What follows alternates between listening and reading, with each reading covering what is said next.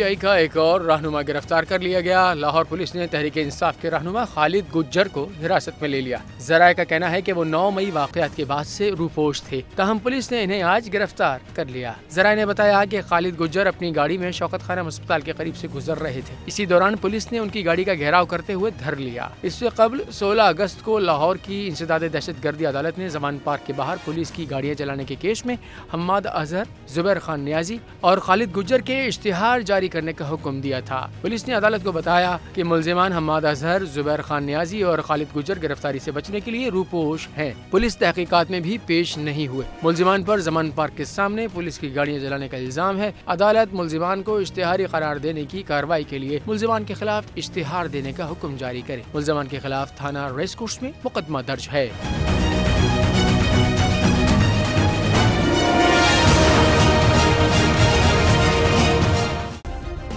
Subscribe करें और bell दबाएं ताकि कोई खबर रह न जाए।